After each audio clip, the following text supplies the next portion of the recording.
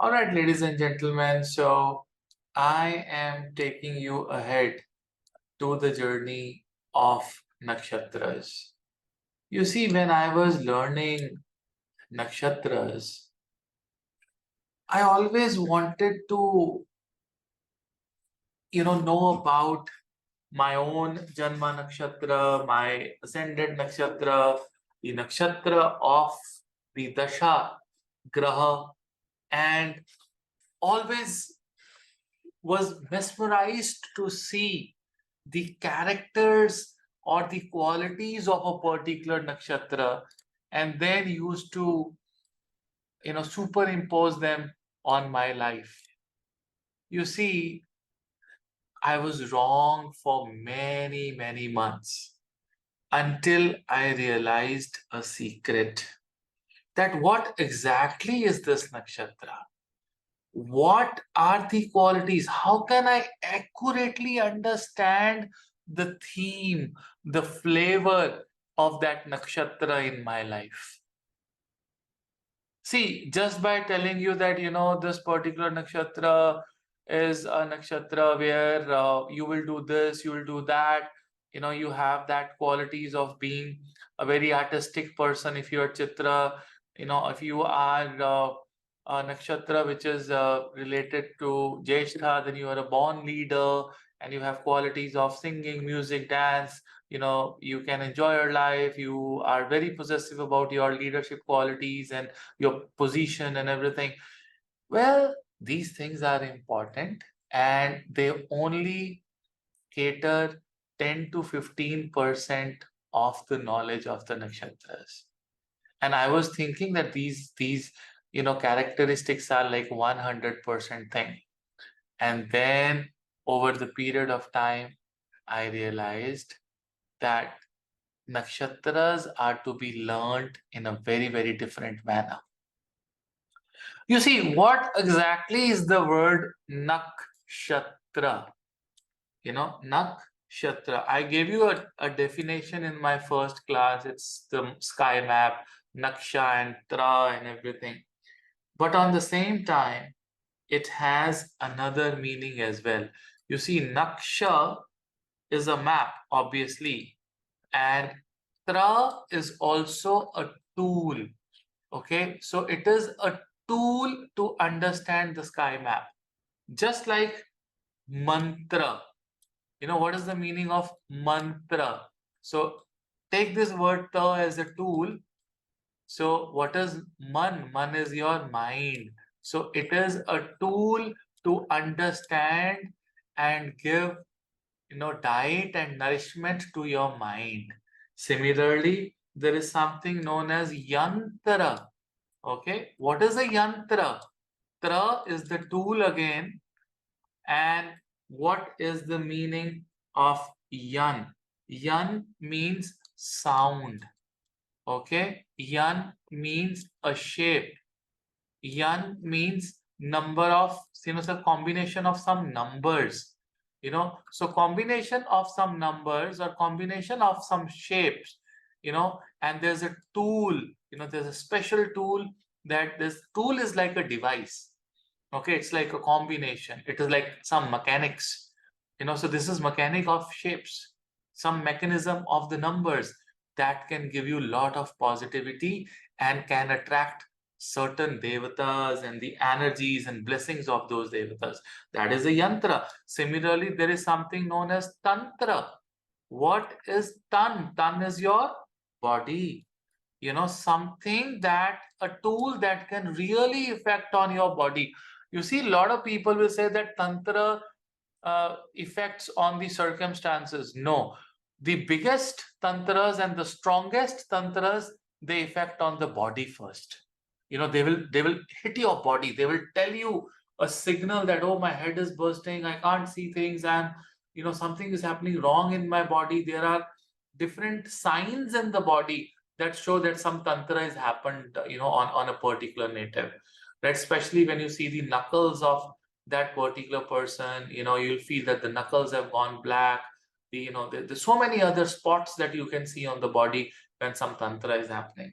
Similarly, there's something known as shastra. What is the Shastra? The meaning of the Shastra is something which is invincible. Okay, which is that, Shastra word has come from the word Shastra. Shastra is again a tool, a weapon, right? Which can kill your shadripus, which can kill your bad habits, which can give you, kill your wrongdoings. So if you have knowledge of Shastras, means that you have knowledge of good and bad.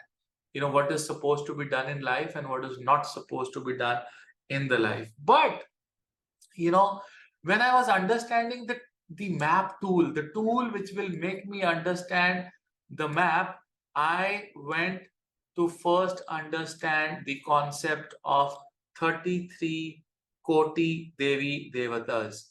Now, a lot of people will say it is 33 crore Devi Devatas. The answer is not 33 crore, Devi Devatas. It is 33 Koti, Devi and Devatas. Now, what is the meaning of the word Koti? So, the Koti means the most powerful, right, and invincible Devatas. These are the Devatas, who has their homes, their abode, at the Swargaloka. They're living in the Swargalokas, right? And it is the Swaha in the Om Bhur Bhuva Swaha. So that is where, you have these Devatas living. And, these 33 Devatas, what is the bifurcation of these 33 Devatas? Who all are there in these 33? We have 12 Adityas. Remember this. So in 33, we have 12 Adityas. We have 11 Rudras. Okay, different form of Rudras. We have 8 Vasus. Okay, we have 8 Vasu. And then we have 1 Prajapati, which is Brahma. Okay, Prajapati. And also we have 1 Indira. Okay, so these are the 33 Koti Devi Devatas. But how are they related to the Nakshatras? Now listen to me very carefully. You see, when you try and start reading about a particular Nakshatra, one thing I must tell you, if you want to be super successful in understanding that how a nakshatra behaves, you must understand the devata that lives in that nakshatra. Simple. Simple. You have to understand a deity, a devata associated with that particular nakshatra. If you can read all the mythological stories of that particular devata, and you try to get all the information about that particular devata, more than 50% job is done. Because every nakshatra is holding your karma, your prarabdha, the seeds of your prarabdha. And those seeds are under the control of a devata. Simple. And then that devata, before it hands over that seed to you, that look, this is a seed, and you've born it yourself, you've sown it yourself, and you are going to get the phala of that seed. It's going to grow. It's going to grow into a plant and then finally into a tree. And then there is going to be a season that will come and you will get the fruits of that tree. Good or bad, the seed is yours. You know how this will work. So technically, these 27 nakshatras are the houses or the abodes of these devatas.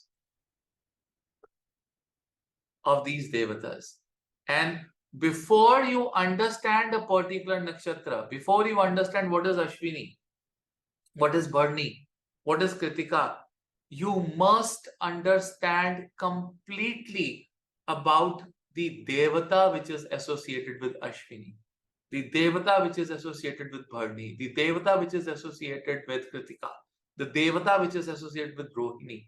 Once you understand these Devatas, once you understand the message of these Devatas, once you understand the nature and characteristics of these Devatas, no one can stop you in mastering the Nakshatras.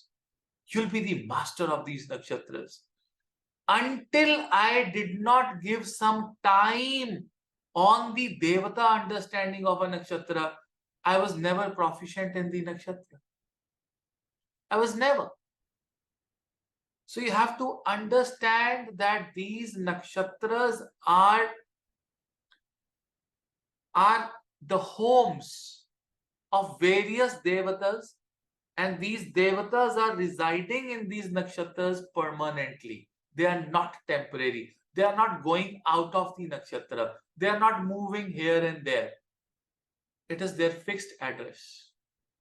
If Jyeshta is Indra, even if Indra is the position, Jyeshta will always have Indra. Always. There's no other Devata who's going to come temporary and sit in the Jyeshta Nakshatra. If the Ashwini Nakshatra is Ashwini Kumaras, for you, me, everyone, it is going to be Ashwini Kumaras. You understand? For Kritika, if it is Agni, you have to understand that for everyone, the permanent home for Agni is Kritika. It's going to be Kritika. So, which makes this Jyotish, the Nakshatra-based Jyotish, the most accurate Jyotish, because nothing is changing. Once you learn, once you understand the characteristics, you've learned it for the births to come. You've learned it for the lifetime.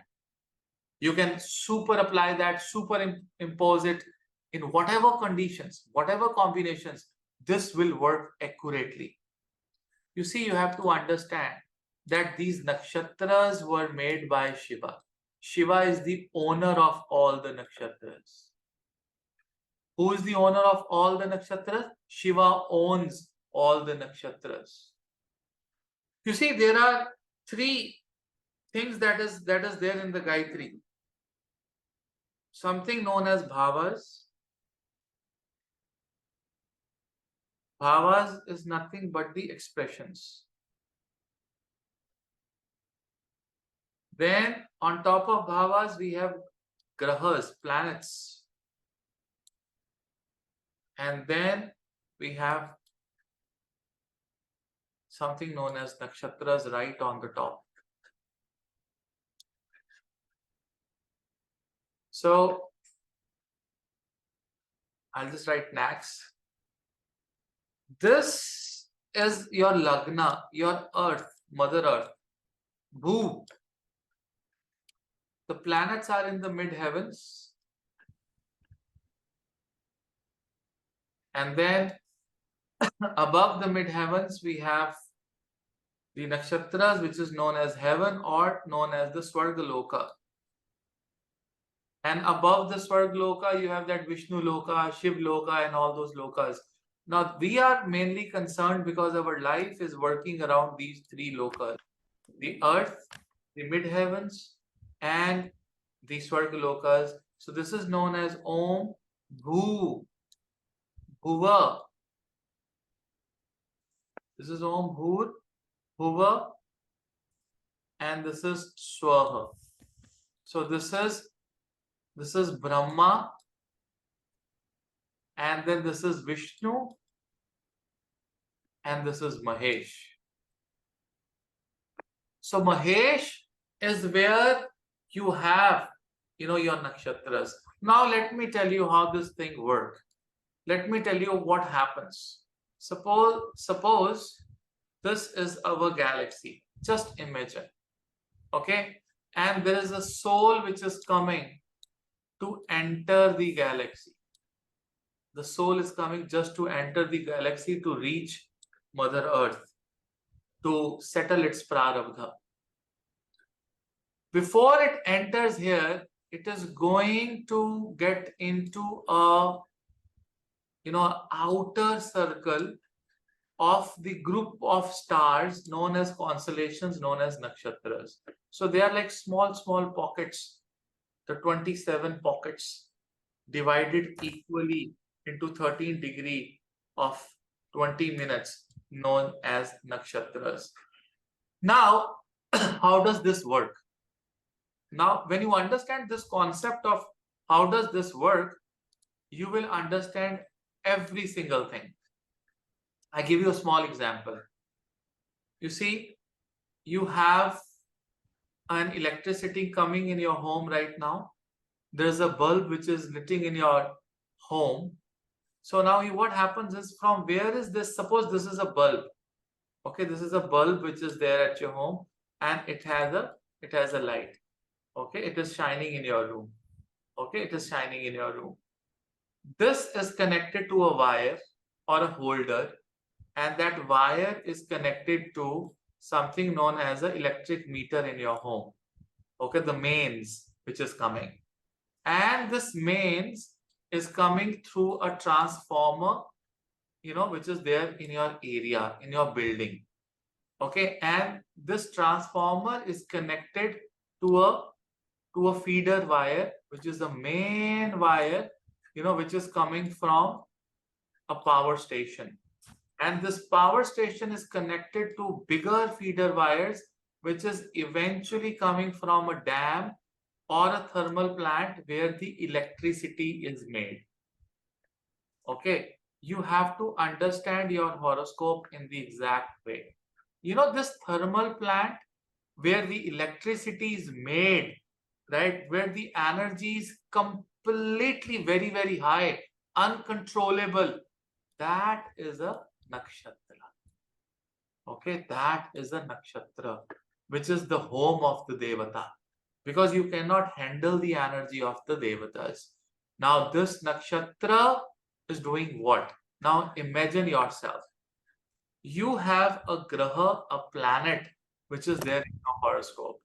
This planet is going to different nakshatras during their transits. They are moving from one nakshatra to another nakshatra. And similarly, this particular nakshatra is also experiencing moon coming once every month. So moon is also transiting in this particular nakshatra once every month. Now suppose you have this light here. Light is that graha. Maybe it is Jupiter. Jupiter is sitting in a particular bhava. Now that bhava can be a bhava of some energy. So level 1, there is some energy in the expression in the bhava. And that is also further going into a particular nakshatra.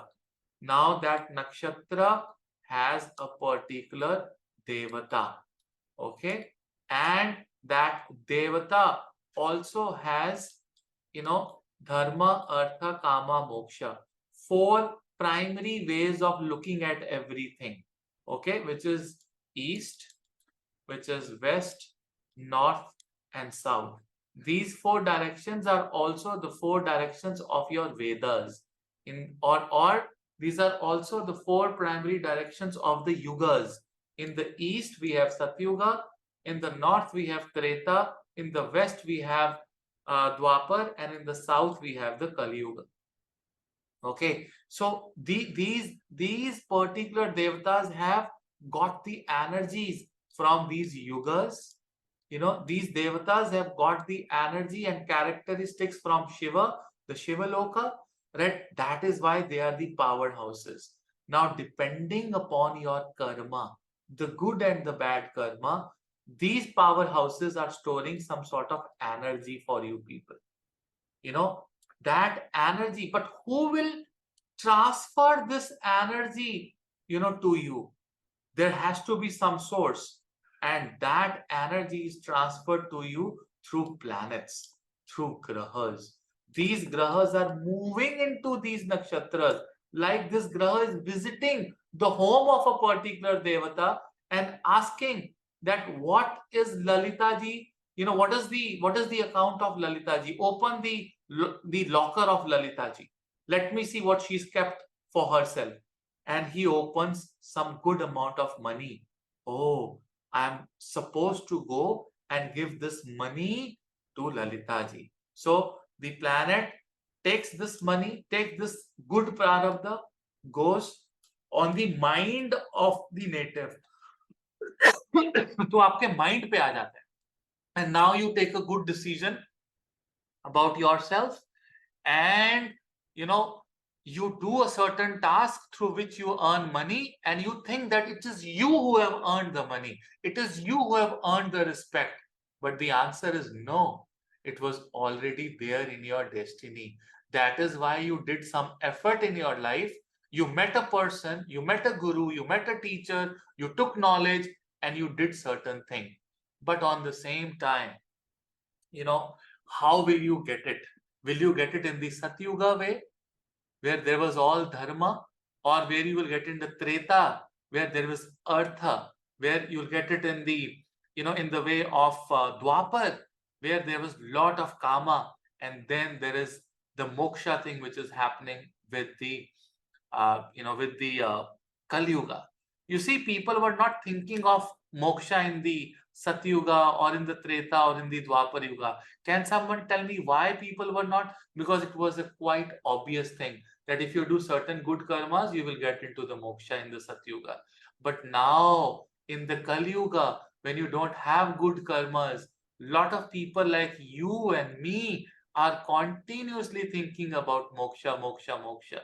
So that means if in the south it is the moksha, what does the meaning? The meaning is that you have great opportunity to attain moksha in Kali Yuga. If you can do certain good things in the Kali Yuga, if you can chant Hari Nam in the, Kali Yuga, you will be able to get rid of, this life and death circle, and you'll be able to attain moksha in your life. That is why Kali Yuga is the greatest opportunity of all the yugas.